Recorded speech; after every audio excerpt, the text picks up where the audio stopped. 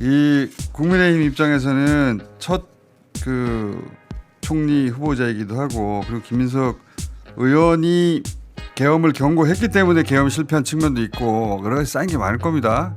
그러다 보니까 제기하는 의혹도 굉장히 많은데 그중에 제가 정치자금법 위반 사건에 대해서는 2002년 상황을 좀 얘기를 하긴 했는데 네. 기본적으로는 그때는 기업이 기부하는 게 합법이었어요. 정당 후원금을 기업에서 낼 수 있던 시절입니다. 그렇죠. 합법이죠. 2004년 노무현 대통령 때 불법이 됐고 그때는 아주 쉽게 말씀드리면 정당의 기업이 후원할 수 있었고 서울시장 선거 같은 예를 들어 그 정도의 큰 규모의 선거는 개인이 선거장을 다 대는 게 그렇죠. 불가능하기 때문에 정당, 중앙당에서 다 지원을 하던 때입니다. 그러니까 당연히 중앙당의 지원을 받을 때인데 선대위원장이 이해찬 총리셨어요. 그때 제 서울시장 선거 때. 근데 당연히 돈이 없잖아요. 중앙당에서 지원을 빨리 해달라고 하고 그때 후원 회장은 정균환 후원 회장이었어요.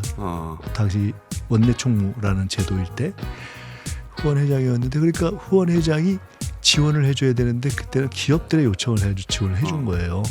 그렇게 가져온 겁니다. 그때는 합법이었으니까. 예. 근데 영수증 처리가 안 됐다는 거 아니에요? 영수증 처리는 당연히 그런 경우는 중앙당에서 해줘야 맞죠. 했어야 했는데. 예. 뭐 그거 사실은 후보가 그 영수증 처리 안 해줬다는 것 때문에 저 정치자금법으로 벌 받은 경우는 제가 알기로는 거의 저밖에 없는 거 아닌가 싶어요. 이렇게 저렇게 하고 뭐 장난을 친 거예요. 차기 민주당 주자였으니까 괴롭혔겠지. 그거는 문재인 대통령 시절에 윤석열이 조국 괴롭힌 것처럼 생각하면 똑같은 거예요. 노무현 대통령 시절에 차기 김민석을 그때부터 괴롭힌 거죠. 엄청나게. 그 돈을 가져왔던 분이 나중에 그 대기업의 회장이 됐어요. 아 그래요? 근데 그분은 우연히 어떤 결혼식장에서 만났는데 저한테 자기가 평생 누구한테 미안한지 이러는데 저한테 미안하다 그러더라고요. 그 일로 인해서. 왜냐면 가서 증언을 했는데 법정에서 갖다 준 건 사실이니까. 근데 사실은 달라고 한 적도 없고 그날 처음 만난 사람한테 그렇게 된 거니까 중앙당에서 갖다 주라 해서 갖다 준 황당하죠. 건데. 사실은 정치자금이 과연 누구의 요청에 의해서 어떤 용도를 써서 개인적으로 썼으면 그 정치자금이 구성이 될 수도 있을 텐데. 근데 제가 전에 듣기로는 그 2003년부터 사실은 정치적으로 회복하기 어려운 타격을 받고 정치적 백수였잖아요. 2002년에 서울시장 떨어졌고 네. 그게 이제 저에게는 큰 상처도 되고 그래도 후보 단일화를 하고 근데 전혀 생각도 못했던 지지철회라는 것이 일어나고 그걸 통해서 제가 이게 정치공학이 아니라 국민의 힘으로 되는 거구나라는 생각이 그때 제가 이제 뼈저리 깨달음을 얻게 되고 이런 것이 있는데 그날 이후로부터 저는 얼굴을 들고 다니지 못하는 백수가 한 됐어요. 18년 고생했어요. 18년. 네. 뭐 철새라는 단어가 그때 등장한 겁니다.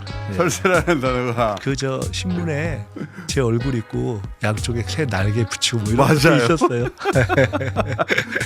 어떤 분이 이 김민석에게 수십억을 뜯겼다고 수억이었어요. 수억이었어요? 수억을 뜯겼다고 자살을 하면서 유서를 썼다. 이런 사건이에요. 저게 네. 저도 참 무서운 건데 제가 겪어본 많은 소설 같은 일을 겪었는데 가장 소설을 뛰어넘는 일이었어요. 나 서울시장 떨어졌는데 이명박 씨한테 가서 제가 형님 나 먹고 살아야 되니까 나 좀 도와주셔 이러고서 뭘 청탁을 하나 해달라는 거예요. 그럼 해줄 거라는 거예요. 너무 황당하잖아요. 결론은 제가 말이 안 되는 것 같아서 안 들어줬는데 천우신조로 옆에 있던 제 보좌관이 녹취를 한 거예요. 그래서 제가 그때 미국의 로스쿨 공부하러 가려고 공부하고 있을 텐데 원룸 얻어가지고 오늘 갑자기 문자를 보니까 그분이 그렇게 됐다는 거예요. 그분이 자살하면서 그러니까 자살했다는 것만 제가 알게 됐죠. 그러고 한 몇 주 있다가 저한테 전화가 왔어요. 검찰에서. 그래서 제가 나 빨리 좀 불러달라고 해서 그 녹취록 다윈이 갖고 있던 걸 풀었을까요? 갖다 주고 저 혹시 이거 문제 모르는 사람이잖아 그 사람. 네. 아니 이 사람 이런 일이 있었으니까 알아서 그 나쁜 놈들이 있으면 잡아라. 그분이 누구한테 돈을 뜯은 거 아니에요. 그래서 저한테 뭘 부탁해서 들어주겠다고 하고 했는데 이거 그러니까 그 당시에 몇 년 전에 미국 가서 저게 2005년도의 일이었어요. 근데 그러면 그때 검찰이 하고 무혐의 났던 사건이네요 이미. 난 거죠. 그래서 저게 중요한 건 뭐냐면은 사실은 아무것도 아닌 거예요. 왜냐면 아무 일도 없었고 그냥 허위 투서고 조사에서 무혐의가 된 거니까. 근데 문제의 본질은 뭐냐? 그 이후에 검찰이 저를 또 표적사 정원 막 할 때 네. 이것저것이 안 나오니까 저걸 또 끌어다. 투서를 언론에 흘린 거예요. 아. 자기들이 조사에서 무혐의가 나온 투서를 제가 그래서 그때 화가 났었던 게 검찰이 아니면 아무도 모르잖아요. 아 그렇지. 새벽에 그걸 보고 화가 나서 나가서 그 기자회견을 했는데 그때 제가 잘못했어요. 권력의 개라 그랬는데 해방 이후에 권력의 개라는 표현은 처음 썼대요. 제가 권력의 개. 권력의 주구라고 했어야 되는데 저거는 아주 나쁜 짓이죠. 그 학이 가짜다 이런 얘기도 있어요. 아유 제가 아무리 그래도 제가 미국하고 중국에서 석사하고 박사하고 미국 변호사하고 중국에서 학위했는데 네. 2008년도에 잠깐 원외 최고위원을 할 때거든요. 네. 그거 갖고 시비를 하는 모양이더라고요. 근데 사실은 제가 그거를 아유 이 사람들이 청문회 나가서 얘기하면 그때 그냥 얘기해 줄까 하고 있었는데 오늘 그냥 말씀 좀 드릴게요. 아, 저도 아니, 사실은 이제 제가 뭐 미국의 케네디 스쿨에 가서 석사 학위를 한번 했고요. 네. 그다음에 미국 이제 로스쿨에서 박사 학위여서 미국 로스쿨은 논문 쓰는 데가 아니니까 하고 이제 시험 봐서 변호사가 됐고 중국의 로스쿨 석사도 그거는 논문을 썼어요. 그러니까 아마 그것도 뭐 칭화대. 검토하고 있어요. 칭화대도 예, 칭화대. 세계적인 대학인데. 네, 근데 이제 문제는 뭐냐면 그때 한국에서 저 최고위원을 하고 있을 때 원외니까 월수금 회의를 할 텐데 어떻게 그때 그걸 아니냐. 했냐. 근데 사실은 그때 그걸 같이 했어요 제가. 그거를 그게 이해가 안 되는 일인데 제가 참 무리한 일을 했는데요. 공부도 하고 그것도 했어요. 월수금에 아침 회의를 하고 네. 7시 회의를 하고 8시 9시 비행기를 타고 진짜? 왔다 갔다 일주일에 한 2번씩 왔다 갔다. 아, 나 그 진짜 앞에 뭐- 칭화대에 제가 학교 기숙사가 코딱지만한 게 작은 기숙사가 있는데 거기 있으면서 에어차이나 그때 아침에 가면 한 달 정도 쿠폰하면 되게 쌌어요. 진짜 몇만 원짜리.